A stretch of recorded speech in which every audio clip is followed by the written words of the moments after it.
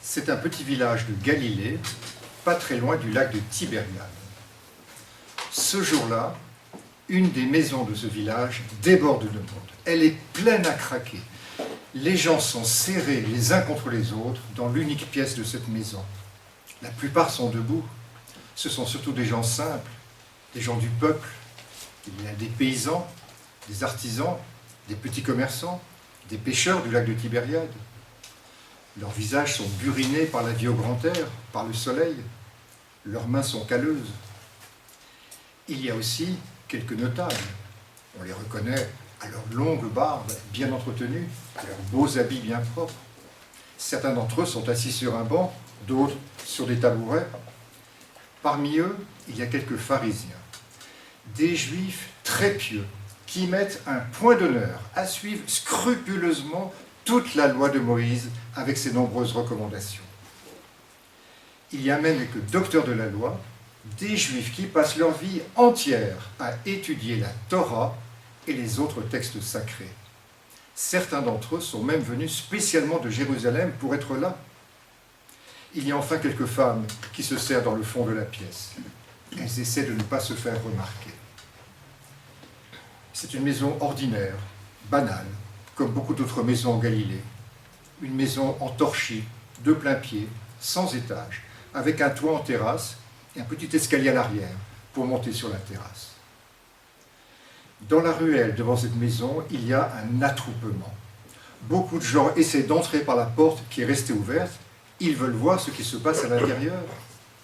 D'autres personnes se penchent à travers les deux petites fenêtres qui donnent sur la ruelle. Elles sont sur la pointe des pieds. Que se passe-t-il dans cette maison? Pourquoi tout ce monde? Il y a dans cette maison un homme qui enseigne à toutes ces personnes qui sont venues l'écouter. Cet homme était un parfait inconnu il y a seulement quelques jours. Il s'est fait connaître pour la première fois à la synagogue de Capharnaüm pendant la prière. Il a guéri un homme possédé par un démon. Puis, juste après, en sortant de la synagogue, il est allé chez Simon, un pêcheur du lac de Tibériade. Il a guéri sa belle-mère qui avait une forte fièvre. Ces deux événements extraordinaires se sont propagés comme une traînée de poudre dans tout Capharnaüm et dans les environs. Le jour même, au coucher du soleil, quand le sabbat s'est terminé, beaucoup de gens ont amené à cet homme des malades de toutes sortes, des lépreux, des paralysés, des aveugles, des sourds et muets, des personnes possédées par un démon, des femmes qui perdent leur sang. Et cet homme les a tous guéris. Cet homme, il s'appelle Jésus. Oui, Jésus. Depuis, une foule nombreuse suit Jésus. Et Jésus enseigne dans les synagogues, mais aussi sur les bords du lac de Tibériade, et même dans des maisons comme aujourd'hui. Sa réputation se répand sur toute la Galilée, et même en Judée, jusqu'à Jérusalem. Est-il un nouveau prophète? Un envoyé de Dieu? Est-il un illuminé?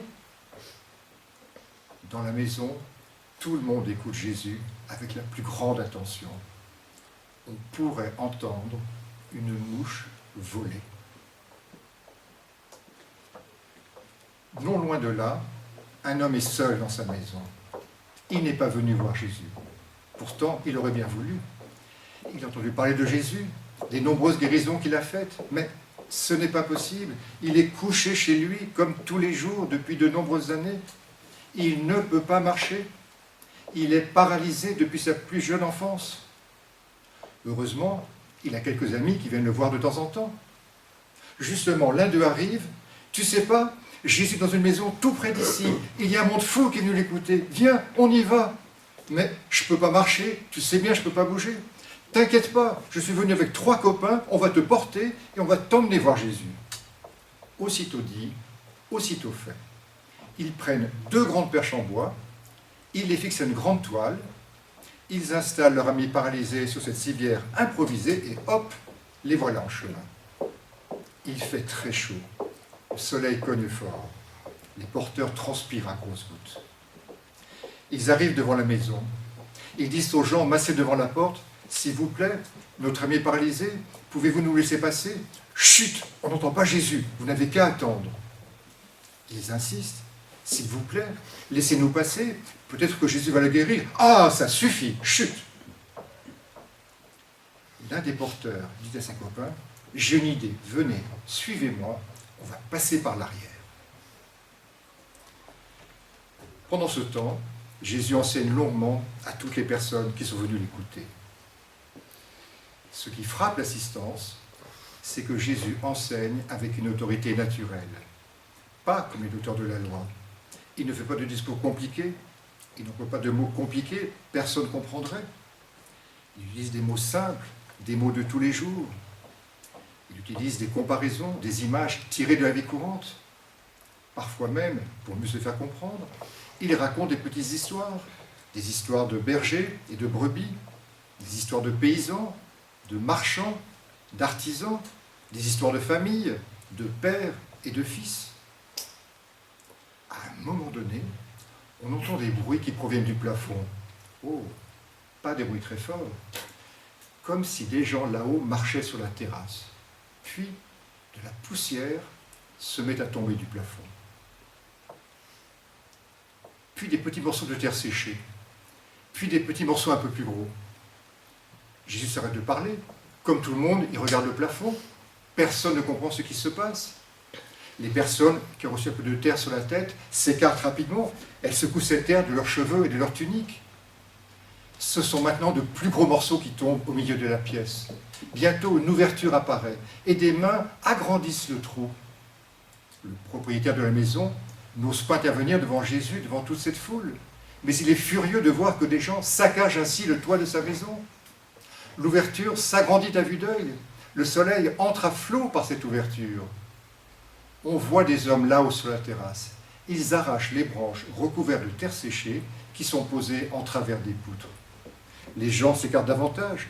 Personne n'ose intervenir. On voit très bien maintenant 4 hommes sur la terrasse. Ils finissent d'agrandir le trou. Puis, ils fixent des cordes au montant d'une civière et la font descendre par l'ouverture, très lentement, avec beaucoup de précaution. Il y a un homme allongé sur la civière. Il ne fait aucun geste. Tout le monde retient son souffle. Bientôt la civière touche le sol. L'homme ne bouge toujours pas. Ses cheveux sont hirsutes. Sa barbe est en bataille. Sa tunique n'est pas très propre. Elle est même rapiécée par endroits. Et cet homme est là devant tout le monde, devant Jésus, devant cette foule qui l'observe. Il est tout intimidé. Il n'ose rien dire. Il regarde Jésus. Il le regarde avec un regard plein d'espoir. Ce Jésus qui a guéri tant de malades, pourra-t-il me guérir, moi qui suis paralysé depuis tant d'années? Je dois toujours demander de l'aide pour sortir de chez moi. Mais souvent, personne ne vient me voir. Et je passe des journées entières seul chez moi à me morfondre. Tout peut changer aujourd'hui. La foule regarde cet homme, la plupart avec surprise et étonnement, quelques-uns avec colère. Quoi? Cet homme ose déranger Jésus? Il interrompt son enseignement? Quel culot! Pour qui se prend-il? D'autres, au contraire, le regardent avec compassion et même une certaine admiration. Quel courage! Quelle audace! Quelle imagination! Jésus regarde longuement l'homme paralysé. Il regarde aussi par l'ouverture les hommes là-haut qui l'ont descendu. Ils se sont baissés. Ils se demandent vraiment ce que va faire Jésus.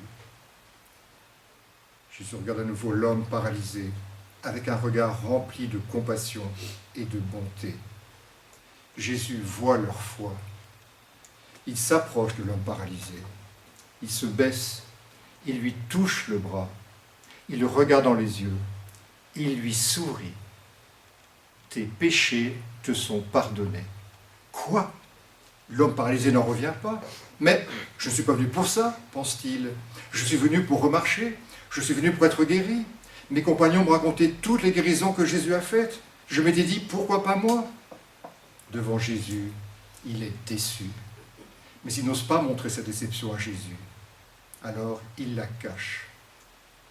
En même temps, il ressent tout au fond de lui quelque chose d'indéfinissable.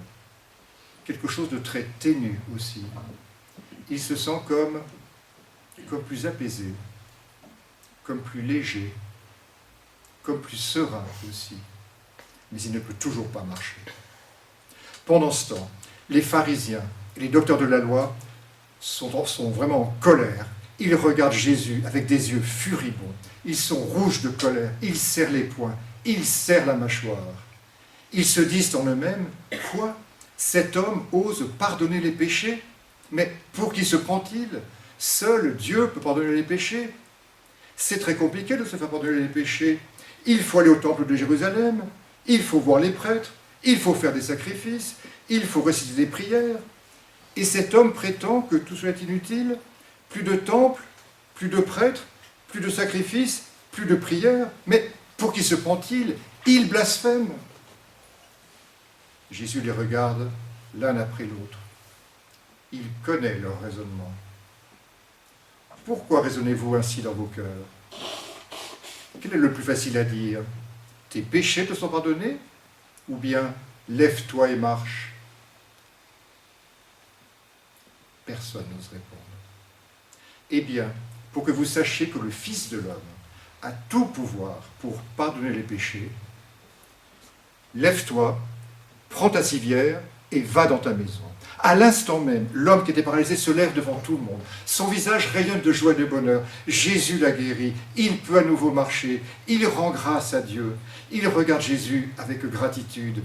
Il regarde ses compagnons là-haut. Il les remercie les deux bras levés. Il regarde Jésus une dernière fois. Il prend sa civière et cherche à sortir.